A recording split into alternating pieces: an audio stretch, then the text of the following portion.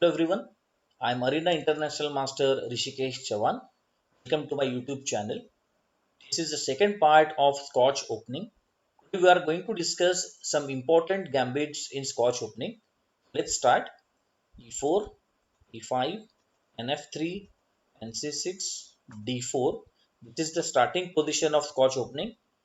Into D4, and now if white captures that d4 pawn with the knight, then this will transpose into main variations of Scotch game like Potter variation, Mises variation, classical variation, etc. Today we are going to discuss the gambit lines. So we are going to see the mostly played gambit in Scotch Opening, that is Goring gambit. Goring gambit starts with c3. So here white is offering one more pawn, and for that sacrificed pawn he is getting more open lines, lead in development, etc. Before we move ahead with Goring gambit, there is one more very interesting gambit. It is called Napoleon gambit. So Napoleon gambit is like after d4, black plays knight into d4, knight into d4, e into d4, and now instead of capturing that d4 pawn with the queen, white plays bishop c4. So here white is offering this pawn to black. So let's see if black should hold this pawn, or he should just forget about the pawn and continue with the development. So if black thinks about letting that pawn go, and he is focusing on his own development and king safety, so he can continue with moves like knight f6, queen into d4. White will recover his sacrificed pawn. d6, knight c3, bishop e7, bishop f4, castles, long castles, and we can say white has a slight advantage due to this pawn in the center. There are a lot of open lines. Also, as we can see, white has more space advantage in the middle of the board in the center. So because of all these things, we can say white is slightly better. Of course, black can equalize this position by developing his pieces quickly or exchanging few of the pieces. So this is not a very good option for black. So maybe black will try and hold on to that extra pawn. So after bishop c4, he can play something like bishop c5. So here he is developing the piece. At the same time, he is giving support to his extra pawn. So here we can play c3. Instead of playing c3, there is one more option for white. He can go for bishop into f7 check. So white is temporarily sacrificing his bishop, because after king into bishop, queen h5 check, he is getting his bishop back on bishop into c5. So game may move ahead like this: knight f6, castles, rook e8. So after rook e8, black is thinking about artificial castling. So artificial castling is when black or a player achieves castle-like position even after he lose the right to castle. Of course, it will take some extra moves, but finally that player will get to move his king into safety. So here black is thinking about the same. After getting this rook out, he is going to play king g8, and then we can say this is castle like position. This is not exact castling, this is called artificial castling. So keep this thing in mind. Whenever your castling is broken, you can always go for artificial castling. Bishop g5, pinning the knight, rook into e4, knight d2. So here again, white's main motive is to get all his pieces into attack. So that is why he is not bothering much about those loose pawns. Rook e6, queen into d4. Again, this position is good for white. Black has extra pawn, but on the other hand, his king is stuck in the center. His pieces are not yet developed. Also, white can easily get his pieces out. So maybe he will start with RAE1, and he will exchange this important rook, because once this rook is gone, then this knight needs to support, and that way the king has to be remain on this f7 square. Maybe he can move to g7, but he cannot go totally in the corner for safety. So that way white has lot of attacking chances. He can later on also play something like knight e4. That is after he exchanges this rook. Knight e4 is a very good move, and we can say that knight is almost lost after knight e4. So that is why we are giving plus minus for white. That is, white is almost winning over here. There is one more option.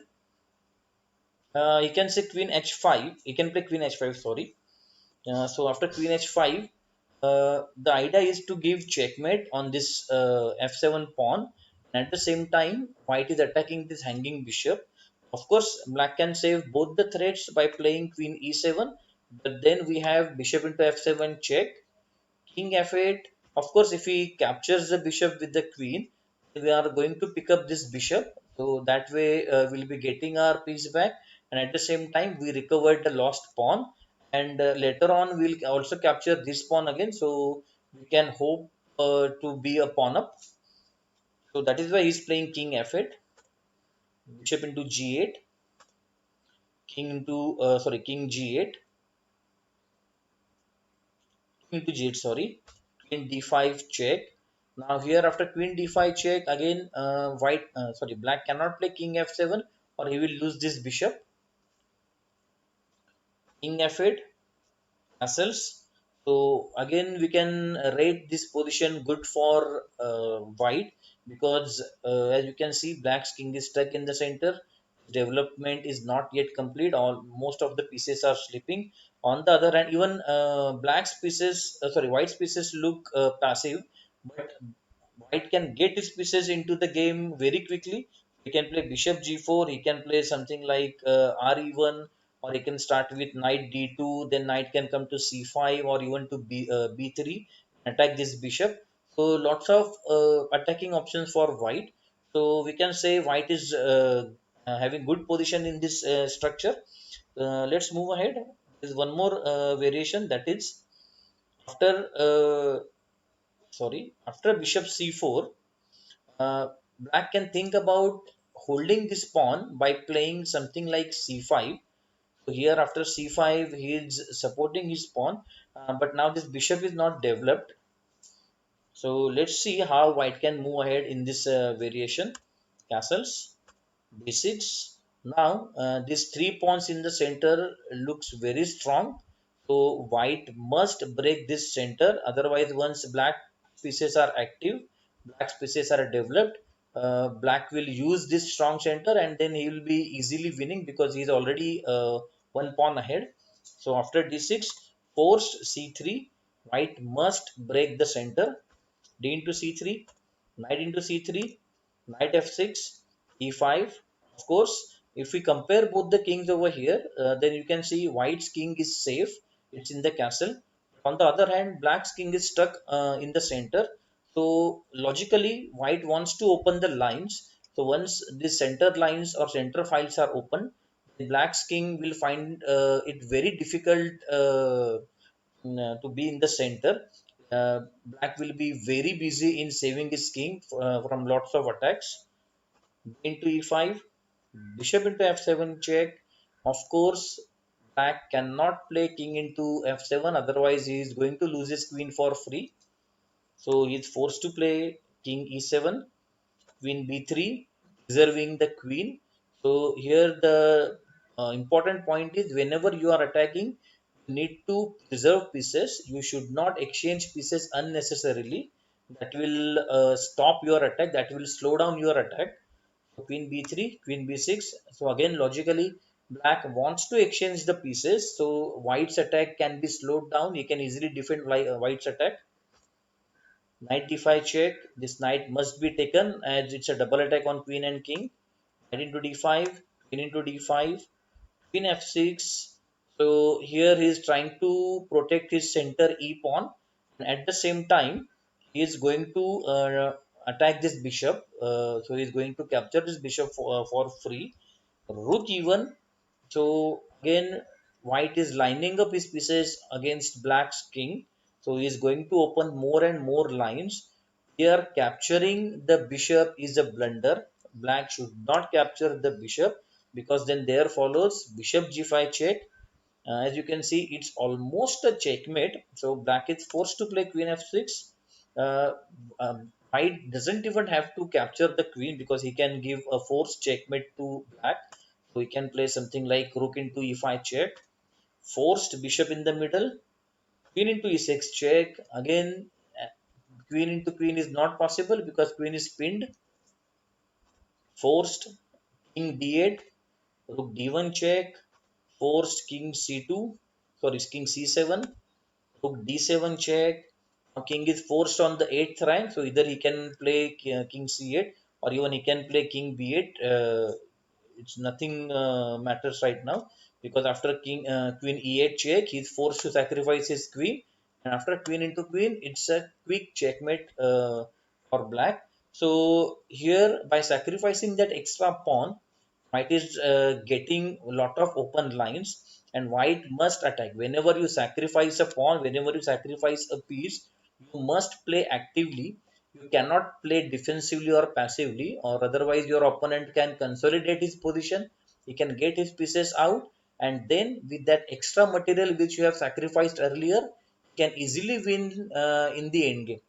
So you have to be very active if you sacrifice anything, or else do not sacrifice without any proper thinking and proper calculations. So let's move ahead. So we were checking the Goring gambit over here.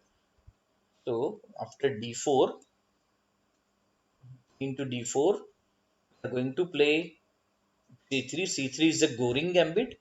Now there is one more very interesting gambit. It is called Scotch gambit. So Scotch gambit is like this. After a into d4, white plays bishop c4. So bishop c4 is a Scotch gambit. Again, white is not accepting this pawn. Instead of accepting this pawn, he is more into developing his pieces quickly. He is more focused on getting his king into safety. So after bishop c4, black can think about holding on to his extra pawn. So he may play something like bishop c5, c3. Of course, white must develop his pieces quickly. So here black is forced to capture the pawn. Otherwise, white will simply capture the pawn. Now white is having a strong center. It will be very difficult for black to stop this center. See d into c3, bishop into f7 check, king into f7, queen d5 check, king e8, queen into c5. Here, white has already sacrificed a pawn, but now he sacrificed one more pawn. So you can say this is a double pawn sacrifice. After c into b2, bishop into b2. So again, you can see only one black knight is developed. No other black piece or pawn is developed. On the other hand, it has king in the center. There are three pieces developed. There are a lot of open lines. As you can see, all these lines are open. So white just have to castle, and then he has to line up his pieces against black's king. Let's see how can he do that. Queen e7. So again, logically, black is trying to exchange the queens. Once queens are exchanged and there are no pieces left for attack, black is going to win easily with his two extra pawns. So here, white must not exchange the queens. Queen e3, d6. Black is trying to get his pieces out into in the game. Castles, bishop g4, nb d2, d7. As white's castling is broken, he is again going for that artificial castling where he can get his rook out on either e8 or d8, and then he can play king c8. And now again you can see this is castle like position. It's not exact castling. So this is called artificial castling. Knight d4. So white is trying to remove the defenders surrounding the black king. Knight f6, rac1. So slowly white is lining up his pieces. Knight into d4, bishop into d4, rook e8, f3, taking the bishop away, bishop e6, and queen a3. This is a clearly winning position for white because as you can see, king is alone on the queen side. This is the queen side, and if you compare both the king side and queen side, you'll come to know that on the queen side, the only black king and few pawns are there. all other black pieces are on the king side, so it is going to be very difficult for black to defend his king, which is alone on the queen side. And on the queen side, white has lot of open lines. For example, is we can capture this pawn, bishop into a7 is possible, later on rook into c7 is possible, other rook may join from either c1 or b1. So each and every white piece is going to attack the black king, so this is very difficult for black. So here we are going to see the main line, that is Goring Gambit. So even in Goring Gambit, there are two different lines. One is single pawn gambit and one is double pawn gambit. So let's see what is double pawn gambit. Double pawn gambit is when after d into c3, white plays bishop c4. So white has already sacrificed a pawn over here, and now white is sacrificing one more pawn. So here it is called double pawn gambit. This is a one variation of Goring gambit. C into b2, bishop into b2, d6. So black is seriously behind in development.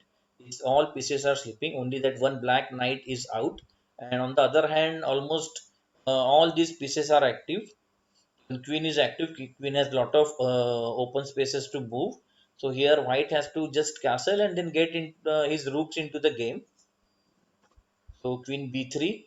After queen b3, he is going to play bishop into f7 check, and that way he is going to win back one of the pawns, and also he is going to break black's castling.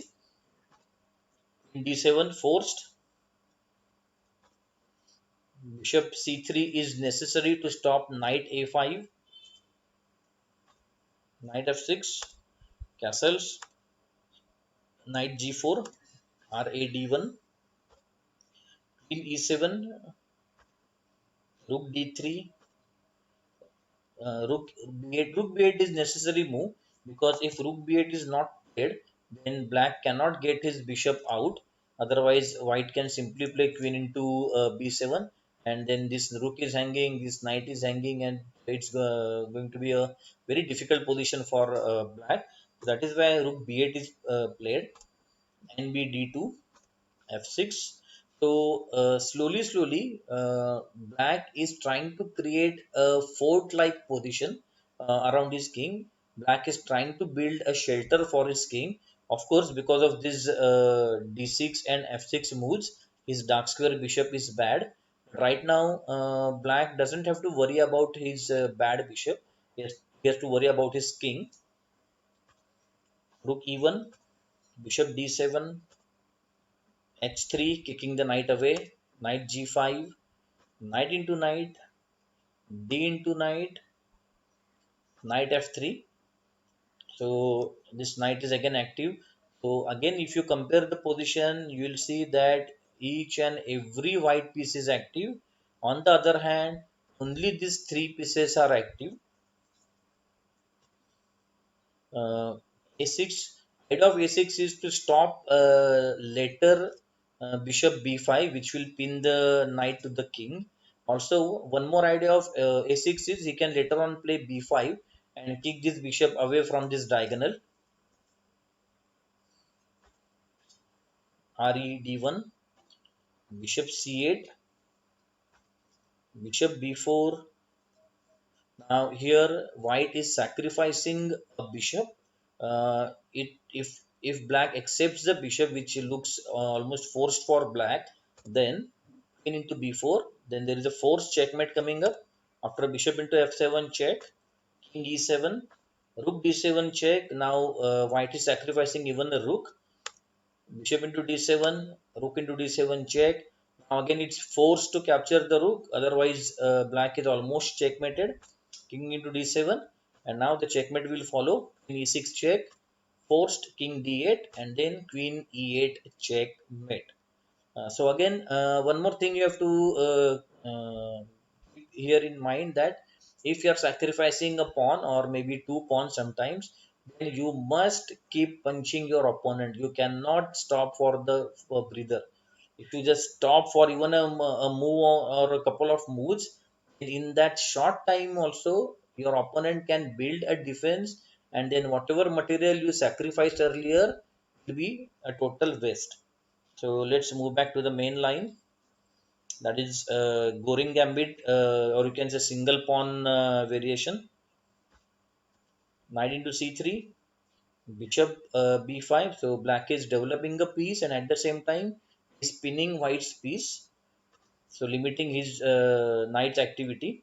Bishop c4, d6, castles, bishop into c3. Because once castling is done, now this c3 knight is no longer pinned. So that is why black wants to exchange the knight. Knight f6, e5. Of course, the same logic. Black's king is stuck in the center. That is why white is opening up the center lines. Knight into e5, knight into e5, d into e5, and of course not queen into queen, because once queens are exchanged, black is going to win for sure with his extra material. So queen b3 is logical move. The idea of queen b3 is he can play bishop into f7 check, and bishop into f7 check. If he moves the king up, then there will be bishop a3, and this position is very awkward, because later on if he plays something like king d7, there follows rook d1, and the queen is lost. Black queen is lost. So he has to play queen a7 over here. Uh, Castling is not working, because after castling he can simply play bishop a3, and now black is definitely going to lose this rook, because if he moves the rook on e8, then there will follow bishop into f7 check, and later on white is going to capture the rook, or else black is going to capture the rook right now on f8. So that is why black didn't castle over here. Instead, he played queen e7. So again, he is trying to hold its center of the position, or the center squares, with the help of the queen. So maybe he's thinking about playing something like bishop e6 later on, or maybe he can go for artificial castling. Right now, artificial castling is not needed. Black can castle directly. The only problem is that he's not getting enough time for castling. Bishop a3, again white keeps on keeps on throwing punches on black. c5, again c5 is necessary. Bishop b5 check, king f8. Playing bishop d7 wasn't a good idea, because then there will follow bishop into c5, or maybe bishop into d7, queen into d7, and then bishop into c5. And again, this will keep king in the center for a long time. So king f8. So here again, black is thinking about moving his king away from the center, where there are already a lot of open lines. So maybe he's even thinking about playing something like directly king g8, or maybe g6 and king g7, so that this rook can come out. Let's see what happens next. f4. So white wants to open lots and lots of lines. So here, after he plays pawn into f4, black can play white can play something like rook f e1. He can even play rook a e1, and then he's attacking the queen. That is why black prefers to keep the position closed. So here, a very important point you can note down is, if you are defending, you should keep the position closed. You should not allow your opponent to open more lines. So if you are attacking, open up the lines. If you are defending, keep the position closed. f5. So f5 is hampering this bishop's development. Now black cannot play bishop e6, king g8. Again, he's trying to move the king into safe corner. Maybe later on he can play h6. h6 is not possible right now because of the f5 pawn. So he's thinking about playing h6 and then king h7, so that this rook can come out. rad1. So here there are various back rank tactics are there on the board. So black has to be careful about these back rank tactics. h6. So black is continuing with his plan to move his king away from that back rank. Bishop c4, f7 pawn is under attack. If black is king s7 over here, then white is going to capture this pawn for free, and then later on even he can play something like bishop g6 and the king is checkmated. King cannot run over here because king is already covering the g8 square. So here again, even after making so many moves with the king, black king is not very safe because all white long range pieces are active and there are lots and lots of open lines on the board. b6. So by playing b6, black is thinking about closing this diagonal for a long time because now it will be very difficult for white to break this pawn chain. Bishop into f7. Of course, queen into f7 is a blunder because after rook d8 check, knight e8, he can still capture the pawn for free. He cannot touch the piece because the queen is sorry, because the queen is pinned. So after king s7, he can simply pick up the queen, and with this lot of extra material, he can easily win. So even if he's not playing queen into f7 here, black's position is already in a mess. So for example, he cannot play something like this because if he plays king h7, then bishop g6 will be a checkmate. Also, if he plays king f8, so white can think about simply doubling the rooks over here so that he can perform a back rank checkmate over here. So this is a very difficult position for black. So here we conclude all the gambits which are present in the Scotch opening. I hope you enjoyed all the lines we discussed over here. I hope you understood all the important points we discussed while checking these gambit lines. So I hope you enjoyed the video. Please do not forget to like the video and also subscribe our channel so that will bring many such interesting videos to you. So see you soon. Have a nice day.